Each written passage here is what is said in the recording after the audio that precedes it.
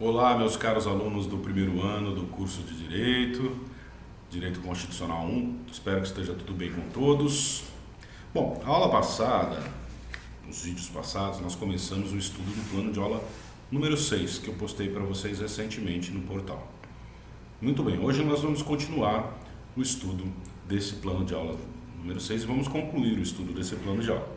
Tá, então a gente viu no plano de aula número 6 vários direitos fundamentais.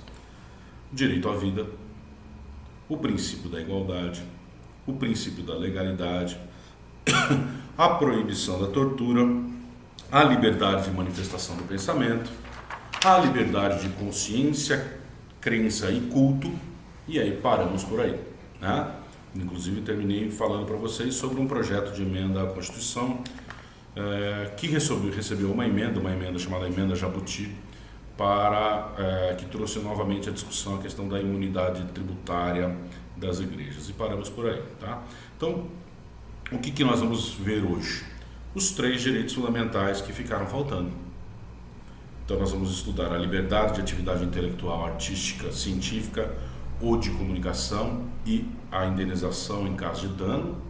Nós vamos estudar a intimidade, a vida privada e o sigilo bancário. E nós vamos estudar a inviolabilidade domiciliar. Muito bem? Então vamos lá. Vamos lá para o inciso 9 do artigo 5º, que nós estamos estudando nossos direitos fundamentais em espécie. Então nós estamos aqui no artigo 5º e vamos ler o inciso 9. É livre a expressão da atividade intelectual, artística, científica e de comunicação, independentemente de censura ou licença. Inciso 10, que diz o seguinte: são invioláveis a intimidade, a vida privada, a honra e a imagem das pessoas, assegurado o direito à indenização pelo dano material ou moral decorrente de sua violação. Olha só, nós temos aqui, na verdade, parecem dois dispositivos em colisão, né? Nós temos aqui no primeiro, no inciso 9, falando da liberdade de expressão intelectual, artística, científica, independentemente de censura ou licença. Isso é muito importante a gente gravar, né? Não é possível que haja censura prévia, né? Nós já falamos isso quando nós estudamos a liberdade de manifestação do pensamento. Esses direitos aqui, eles são decorrentes desse direito de liberdade de manifestação do pensamento que nós já estudamos. E o inciso 10 diz o seguinte: olha, tudo bem, é livre a expressão, mas são invioláveis a intimidade, a vida privada, a honra e a imagem das pessoas, assegurado o direito de indenização pelo dano material ou moral decorrente de sua violação. E nós já vimos aqui que lá em cima, no inciso 5, está dizendo o seguinte: o inciso 4, é livre a manifestação do pensamento, sendo vedado o anonimato, justamente para a questão da responsabilização, que está previsto no inciso seguinte: é assegurado o direito de resposta proporcional ao agravo, além da indenização por dano material, moral ou à imagem. Então, o que nós temos aqui? Nós temos o seguinte: olha, a liberdade de manifestação do pensamento, e aqui na modalidade de liberdade da atividade intelectual, artística, científica e de comunicação. Mas nós temos também, assim como a gente viu no direito de liberdade de manifestação do pensamento, nós temos também o contrapeso, né? Olha, é livre, mas a intimidade é inviolável, a vida privada é inviolável, a honra é inviolável e a imagem das pessoas. E a elas é assegurado o direito de indenização por danos materiais ou morais, eventualmente sofridos em decorrência da violação desses direitos. E é justamente esses 2 dispositivos estão sempre constantemente em colisão e geram assuntos muito controvertidos. Então eu vou trazer para vocês, na linha do que a gente fez na aula passada, nos vídeos passados, estas questões polêmicas, estas questões controvertidas acerca da colisão desses direitos fundamentais, porque quando a gente não pode estudar a liberdade de imprensa, de intelectual, científica, de comunicação, sem falar, né, sem mencionar a questão da da inviolabilidade, da intimidade, da vida privada, da honra e da imagem das pessoas. Então vamos lá. Bom, então a gente vê aqui que é independentemente de censura ou licença a liberdade dessa manifestação artística, intelectual, científica ou de comunicação. E é vedada a censura de natureza política, ideológica ou artística. Vamos dar uma olhadinha no artigo 220 da Constituição. Deixa eu puxar aqui, gente. No artigo 220, parágrafo 3º, incisos 1 e 2 da Constituição. Vamos lá, estou chegando. Então diz o artigo 220. A manifestação do pensamento, a criação, a expressão e a informação, sob qualquer forma, processo ou veículo, não sofrerão qualquer restrição, observado o disposto nesta Constituição.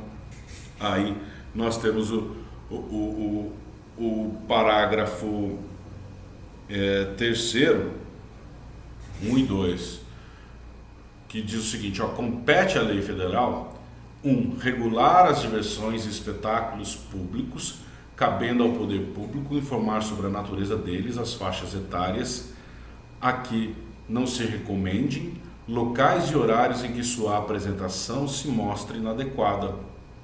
E 2. Estabelecer meios legais que garantam à pessoa e à família a possibilidade de se defenderem de programas ou programações de rádio e televisão que contrariem o disposto no artigo 221, que é o seguinte: bem como da propaganda de produtos, práticas e serviços que possam ser nocivos à saúde e ao meio ambiente. Bom, então aqui nós temos uma necessidade de proteção, apesar do caput do artigo 220 repetir, é livre a manifestação do pensamento, a criação, a expressão ou a informação sobre qualquer forma. Ainda assim, nós temos aqui que é preciso que haja uma regulação para a defesa das pessoas e das famílias. E nós temos aquelas classificações de idade sobre os programas de televisão, que é uma forma de se estabelecer isso. Além do mais, como fala aqui nesse artigo da Constituição, a lei federal deve estabelecer mecanismos, né? E nós temos o Código de Defesa do Consumidor, que se incumbe de coibir a publicidade abusiva, que é justamente aquela publicidade que pode levar as pessoas a se comportarem de forma perigosa para a sua saúde ou segurança, ou prejudicial para a sua saúde ou segurança. Então, publicidade de produtos que são nocivos ao meio ambiente ou à saúde dos consumidores são vedados, né? A exemplo da publicidade de tabaco hoje em dia, que é vedada pela legislação. Muito bem? Então nós temos toda essa questão da proteção. O 221 diz o seguinte, a produção e a programação das emissoras de rádio e televisão atenderão aos seguintes princípios: 1. Preferência e finalidades educativas, artísticas, culturais e informativas. 2. Promoção da cultura nacional e regional e estímulo à produção independente, que objetive sua divulgação. Regionalização da produção cultural, artística e jornalística, conforme percentuais estabelecidos em lei. Respeito aos valores éticos e sociais das pessoas e da família. Bom, aqui, o que nós temos aqui?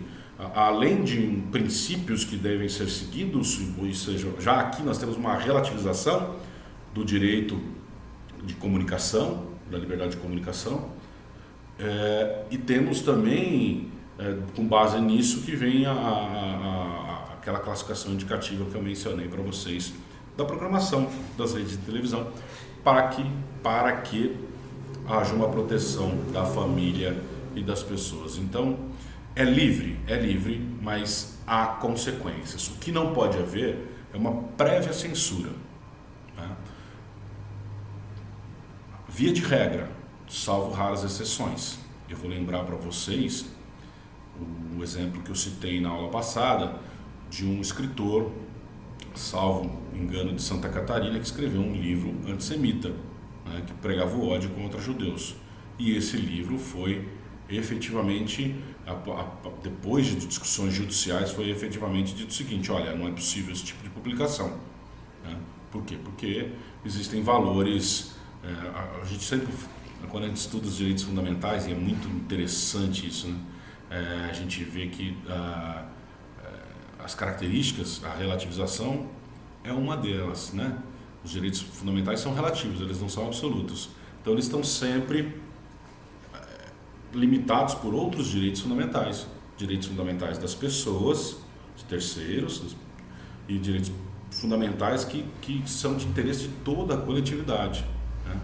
Nós vemos aí discussões recentes sobre a questão de frequência de parques públicos, utilização de máscara, e logo mais teremos aí, já está acontecendo isso, sobre a obrigatoriedade da utilização de vacina ou não, né? Justamente nessa linha, direitos fundamentais em colisão, direitos fundamentais de liberdade com direitos fundamentais de interesse coletivo, tá? Então, os direitos fundamentais estão sempre em colisão. E esses exemplos que eu trouxe para vocês aqui do artigo 5º, inciso 9 e 10, são talvez os que mais frequentemente entram em colisão, que é o interesse público da informação e o direito à intimidade, à privacidade, né? E tem várias decisões em relação a isso. Primeira questão polêmica é justamente essa possibilidade de censura prévia. Posso censurar previamente ou devo fazer o seguinte: olha, havendo abuso, os responsáveis devem arcar com as responsabilidades, direito de resposta, né, na mesma medida do agravo, ou seja, se uma matéria jornalística fere a intimidade de uma pessoa e ela tem um determinado tamanho, foi publicada na primeira página de jornal de grande circulação, um determinado dia da semana, o direito de resposta deve seguir a mesma linha. Inclusive a lei que trata do direito de resposta segue nessa linha, tá? O direito de resposta ser proporcional ao agravo, como a gente já viu, tá? Então tem as consequências: indenização por danos morais, indenização por danos materiais. Deve-se evitar a censura prévia, a não ser em situações excepcionais. Nesta linha de entendimento, nós temos alguns assuntos para trazer para vocês. Por exemplo, lei de imprensa, que é uma lei de 1967, que tentava regular a liberdade de imprensa, foi considerada não recepcionada pela Constituição de 88, justamente por restringir a liberdade de imprensa de forma que feria a Constituição. Então o STF já há um bom tempo já reconheceu que esta lei não foi recepcionada pela Constituição. Outra questão interessante, a Lei 9.504 de 97, que é a lei das eleições, ela traz uma proibição de utilização de sátiras em relação a candidatos, né? Então ela diz que não é possível que se utilizem nas campanhas eleitorais de sátiras de candidatos. Bom, a gente viu aí recentemente nas eleições presidenciais, existiam uns desenhinhos muito engraçados, aliás, que tratavam dos candidatos, né? Então tinha lá o Cabo Daciolo, tinha o Bolsonaro, tinha a Marina, tinham todos os presidentes, o Ciro Gomes, né? O Fernando Haddad, sendo satirizados, eram caricaturas, desenhos caricaturizados, e que eram muito engraçados e muito divertidos, e o STF entendeu que esse dispositivo da Lei 9.504/97 é inconstitucional, por ferir a liberdade de manifestação artística. Outra questão interessante que foi discutida no Supremo é relacionada às biografias não autorizadas. O que são biografias? São livros que retratam a vida de pessoas, normalmente pessoas públicas, pessoas conhecidas. Um caso que foi muito emblemático foi o do cantor Roberto Carlos. Lançaram uma biografia do Roberto Carlos não autorizado e houve uma discussão judicial. No fim, não foi esta a discussão que chegou ao STF, porque houve um acordo entre o autor da biografia e o cantor, e aí retiraram aquela biografia não autorizada, desistiram de publicar aquela biografia não autorizada. Mas a Associação Nacional dos Editores de Livro, ela levou ao STF uma discussão para uma interpretação conforme a Constituição de dispositivos do Código Civil. E nessa discussão reconheceu-se que não é necessária a autorização prévia, desde que as pessoas sejam públicas, então as informações sejam de interesse público, e nem com relação aos coadjuvantes, pessoas da família, amigos, enfim, pessoas próximas àquela figura principal que está sendo retratada, que está sendo biografada, né? No entanto,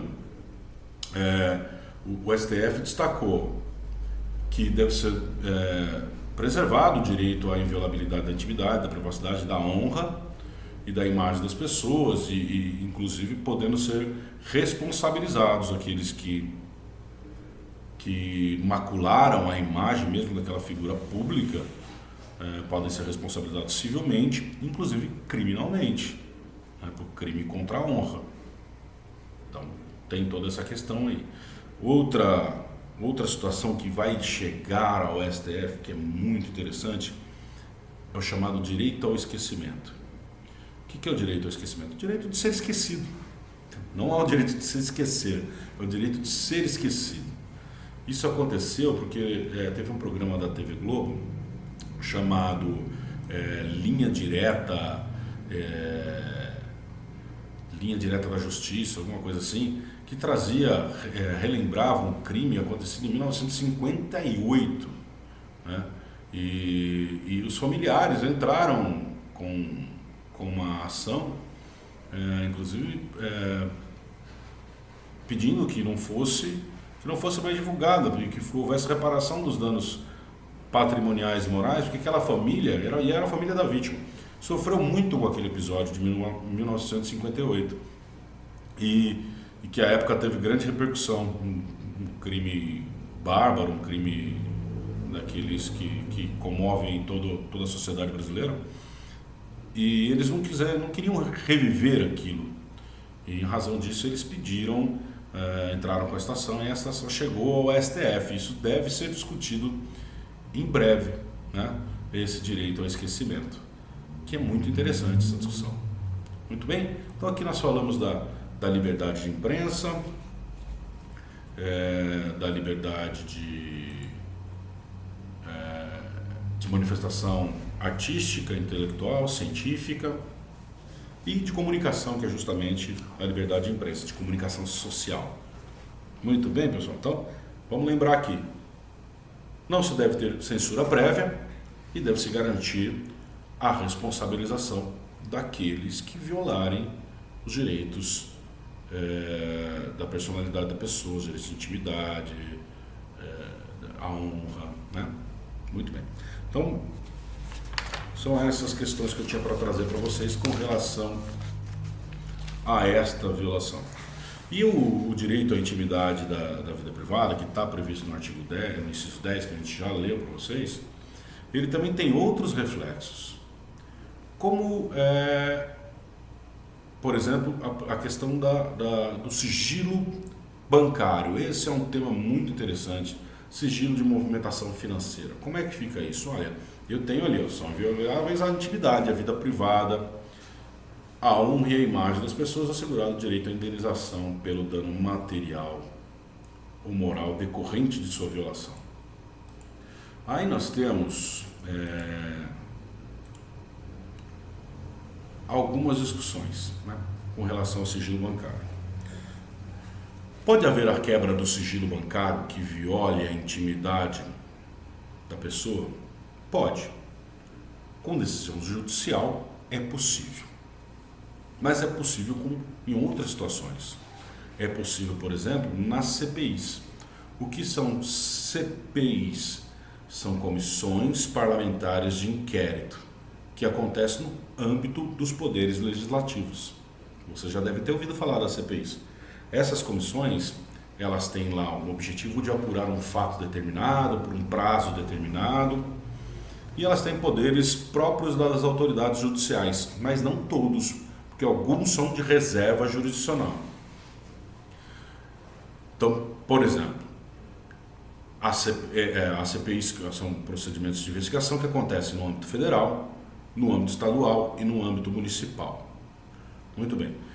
Reconheceu-se que as CPIs têm a possibilidade de quebrar o sigilo bancário sem a necessidade de autorização judicial. Então, ela, na sua apuração, a CPI não pune ninguém, ela apura e remete aos órgãos para que os órgãos tomem as providências necessárias. Mas nesta apuração, nesta investigação, elas podem quebrar o sigilo bancário sem necessidade de autorização judicial. Isso é reconhecido. Mas apenas as CPIs federais, estaduais e do Distrito Federal. Nos municípios não. Nos municípios as CPIs, para quebrarem sigilo bancário, precisam de autorização do Poder Judiciário. Muito bem? Outra questão que também traz discussão. Num determinado momento, o Santander recebeu da Receita Federal um comunicado exigindo do Santander que transferisse para a Receita Federal informações bancárias de uma determinada empresa. O STF entrou com uma ação para discutir isso. E o STF, no primeiro momento, entendeu que não poderia haver essa transferência de informação do banco para a Receita Federal. Mas, posteriormente, houve uma revisão dessa decisão e entendeu-se que, na realidade, o que vai acontecer não é uma quebra do sigilo bancário, mas uma transferência do sigilo do banco para a Receita Federal. Essa é uma das discussões interessantes que nós tivemos. Outra situação, contas públicas. Contas que recebem dinheiro público. Pode haver uma relativização da quebra de sigilo? O entendimento do STF é que sim, admitiu o conhecimento de informações diretamente tanto pelo Tribunal de Contas da União quanto pelo Ministério Público Federal para ter informações relativas a essas contas que movimentam dinheiro público. Também reconheceu-se a possibilidade de transferência de informação da Unidade de Inteligência Financeira, que era o antigo COAF, para os órgãos de persecução criminal. Então, tanto para a polícia quanto para o Ministério Público, para que possa haver a persecução criminal. Agora, existe uma série de restrições para isso. Não é simplesmente eu vou transferir os dados. Existe toda uma formalidade, são casos específicos, que há informação, que há realmente uma detecção de que algo incorreto aconteceu ali. Então é possível a transferência desse sigilo, uma transferência de sigilo, porque estes órgãos devem manter o sigilo destas informações, a não ser que seja de interesse público no momento da interposição da ação criminal. Aí já é diferente, tá? Muito bem, então são essas as situações aqui que envolvem também a questão da intimidade e da vida privada das pessoas, essa questão do sigilo bancário. Bom, além disso, agora nós temos o inciso 11 para estudar nesse plano de aula, que diz o seguinte, ó: a casa é asilo inviolável do indivíduo, ninguém nela podendo penetrar sem o consentimento do morador, salvo em caso de flagrante delito ou desastre, ou para prestar socorro, ou durante o dia por determinação judicial. Então a casa, o que é a casa? Casa é asilo inviolável. É só o lugar onde a pessoa reside? Será que é isso? Não, não é só isso. Na verdade, o conceito de casa é muito mais amplo. Então, aqui, meu escritório onde eu estou é casa. Se eu tiver num barco, num aposento, num barco, num navio, fazendo uma viagem, eu tenho ali a minha casa. O quarto de hotel é casa. Escritórios, como eu disse, são casa. Trailer, casa. Uma barraca de camping, é casa. Então, ali, aquilo é inviolável, né? Então, não se pode violar o asilo para justamente proteção da intimidade, proteção da propriedade, da vida privada, vem na mesma linha daquilo que a gente já está estudando. Então, a casa é asilo inviolável do indivíduo. Ninguém nela podendo penetrar sem o consentimento do morador. Então, essa pessoa só pode entrar na casa de alguém com consentimento do morador. Mas existe ressalva. salvo em caso de flagrante delito ou desastre, ou para prestar socorro. Quando? Qualquer momento do dia. Não precisa esperar clarear para salvar alguém, muito menos para se interromper um crime, por exemplo, um crime de sequestro. Ou durante o dia por determinação judicial, tá? Então, olha só, esta determinação judicial é uma determinação judicial que está no campo da reserva de jurisdição. Por que eu estou dizendo isso? Porque a inviolabilidade da casa não pode ser determinada por CPI. Muito bem? Então, se tiver lá uma questão, nós não vamos tratar de CPI agora, mas se tiver uma questão determinada pela CPI, a busca e apreensão do computador de um determinado servidor público em sua residência. Olha, é até possível a busca e apreensão, mas não na residência, porque asilo inviolável, somente a autoridade judicial é que pode autorizar a violação do domicílio, tá? Então, vamos lembrar de novo?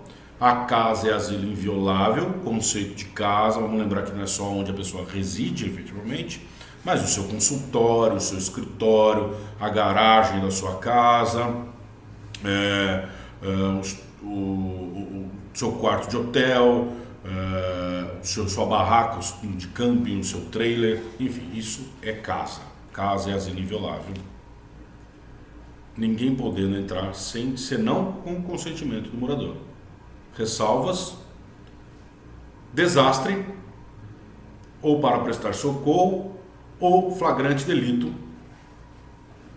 Está acontecendo um crime dentro daquele imóvel, né?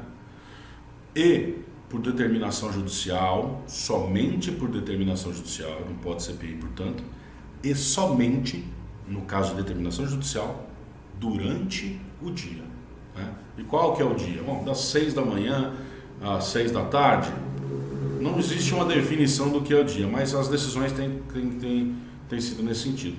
Das 6 às 18 horas é o período diurno. Fora disso, não é possível se cumprir um mandado judicial, por exemplo, dentro do imóvel, por exemplo, um mandado judicial de busca e apreensão.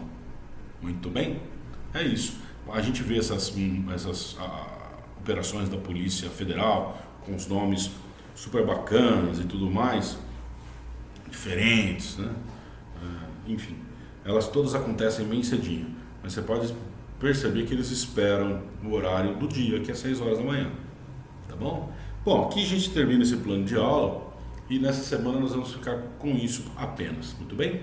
E vou também disponibilizar para vocês aí uma atividade, tá legal? Até mais, gente!